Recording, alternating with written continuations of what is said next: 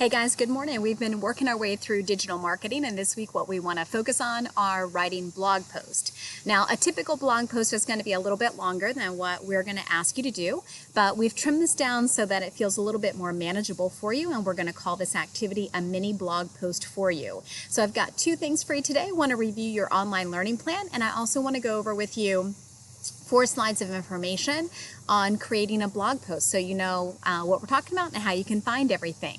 So the first thing we've got this week is on Monday, we've got that online learning plan like we always do on Monday.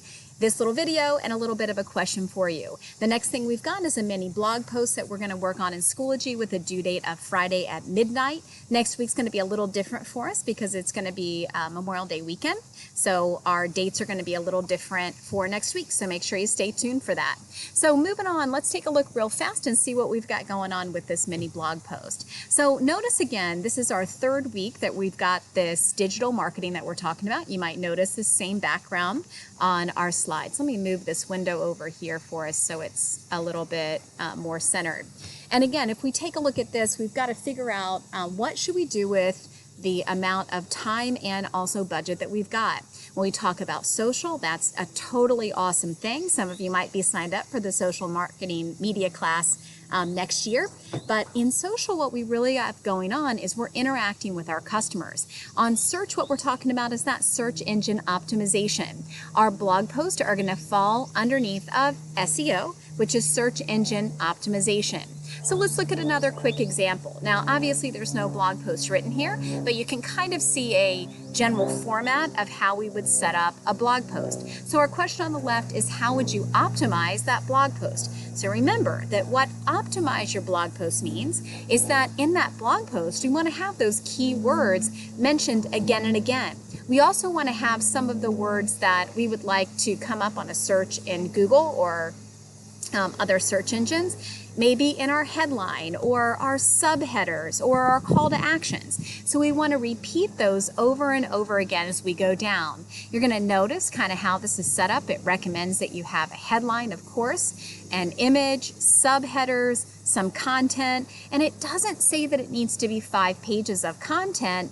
I know these things over here on the left are very tiny so you can't hardly see them, but truthfully I like this image just so you can kind of see that it's not straight text all the way down, that we've got some headlines, subheadings, images, phrases, and a couple different things like that. So let's wrap up and let's take a look at a quick example. So we want to look at this example for Colgate, which, you know, isn't that strange that a toothpaste would actually do blog post as well? When we look at this example, I want you to look for 4 different things. What do you notice about this post? Who is the target market that they're trying to hit? What is the topic of the post? And then what are they trying to sell? So let's flip over and take a look at this Colgate post real quick. First of all, I'm going to move this window around so you can see real fast what we're talking about.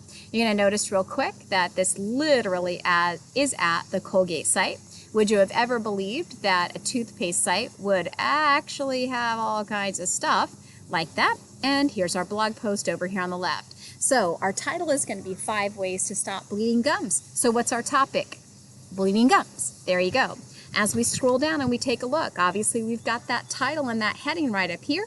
We have the image just like they recommended. We definitely know online that people are very image driven, and that's going to help us out. As we come on down, what you're going to notice is you can feel free to read this if you want, but we've got some content and a subheading, and some content and a subheading. So I'm going to go on down again just so you can kind of see the length of what we've got going on. So it's quite a bit of text. It's not just a blurb that we have going on. There's a format. You're going to see that we've got the text size is text content, is about the same size in each section, and that we've got these subheadings to make it really, really obvious of what we have going on. So when we looked at those 4 questions, you can pretty much see how this is going to be set up.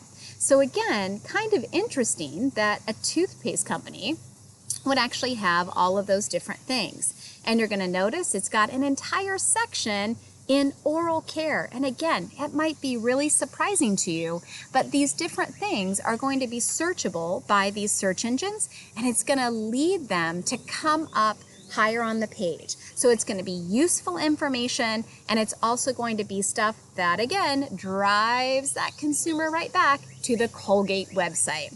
I hope this has helped you out a little bit today in the explanation of what a blog post is going to look like and serve the purpose. And let's take a look at your assignment. So for your assignment, that is not the right one.